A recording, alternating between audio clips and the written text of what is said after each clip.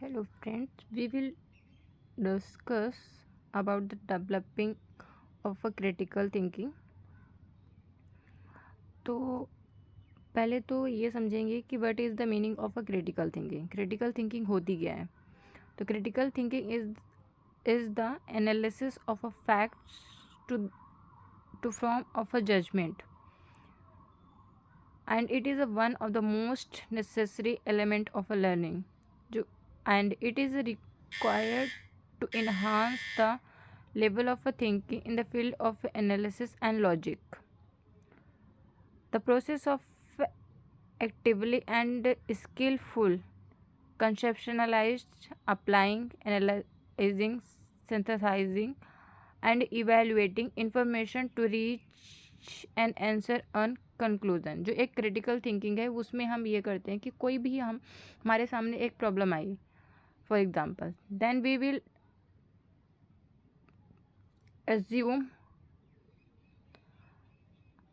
And like कि हम अपने पुराने वाले एक्सपीरियंसेस को इस प्रॉब्लम में अप्लाई करेंगे और उसको उस बारे में सोचना स्टार्ट करेंगे। देन फिर हम कंक्लूजन या आंसर में आएंगे।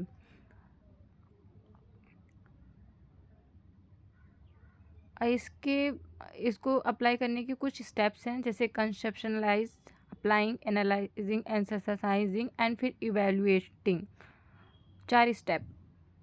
5 स्टेप्स हैं। Definition of a critical thinking. Critical thinking की क्या डेफिनेशन है?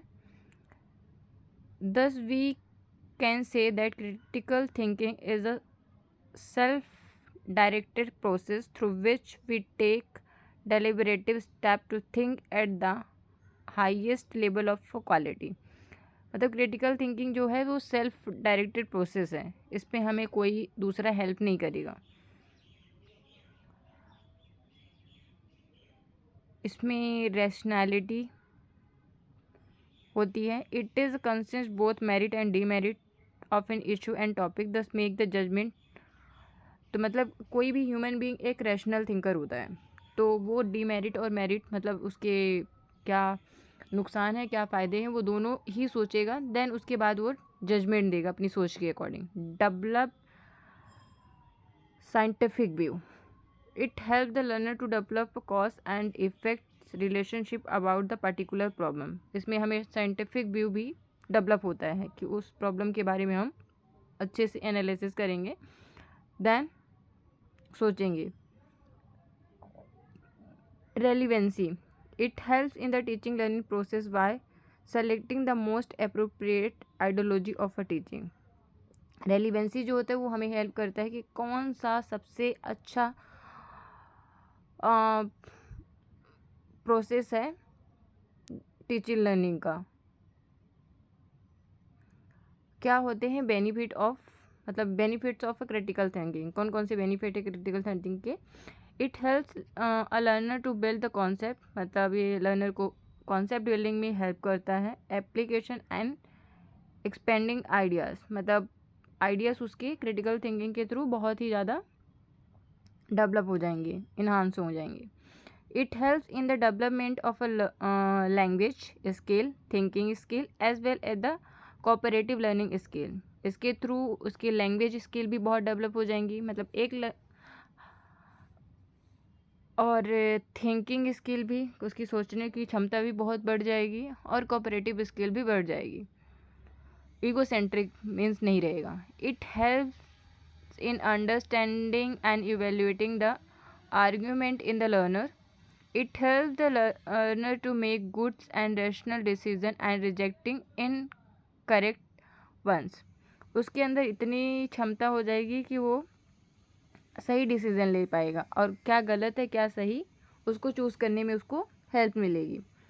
Teacher strategy to promote critical thinking in learner. Teacher की क्या स्ट्रेटेजीज होती हैं कि वो क्रिटिकल थिंकिंग को और ही बढ़ा सके एक स्टूडेंट के अंदर। A teacher should create more and more opportunity to develop critical thinking among the student. Teacher एक ऐसी मतलब बहुत ऐसी अपॉर्चुनिटीज़ देगा जिससे कि जो बच्चा है उसकी क्रिटिकल थिंकिंग और इन्हांस हो। कुछ जैसे एग्जाम्पल दिया कि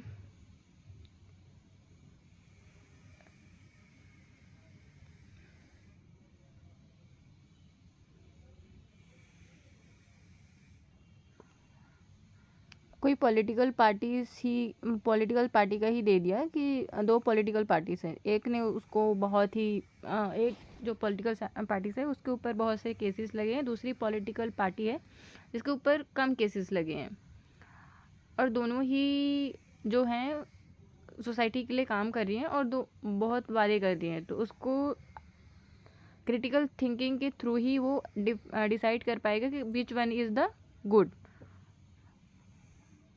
And a teacher should organize the discussion, debate, creating, writing, field trip and survey etc. मतलब टीचर ऐसी चीज़ें ऑर्गेनाइज करेगा जिससे कि बच्चे की क्रिटिकल थिंकिंग और भी ज़्यादा बढ़े. After argument a teacher should guide the learner to solve the problem. मतलब टीचर गाइड भी करेगा कि कैसे कैसे मतलब प्रॉब्लम को सॉल्व करना होता है, क्योंकि जाते ही तो कोई एक्सपर्ट नहीं बन जाएगा. A teacher should always try to maintain diversity and multiplicity in the classroom. मतलब डाइवर्सिटी को हमें बहुत ही ज़्यादा वो करना है, क्योंकि हर बच्चा अलग अलग कल्चर एंड सोसाइटी से आता है, तो उस चीज़ को भी मेंटेन करके रखना है कि ताकि कुछ भी डिस्क्रिमिनेशन या ऐसी चीज़ें ना हो क्लासरूम में. Activity to develop critical thinking in student. कौन कौन सी एक्टिविटीज़ हैं जो टीचर कर सकता है क्रिटिकल थिंकिंग को डेवलप करने के लिए. The teacher should employ multiple example for developing multiple point of view among the learner.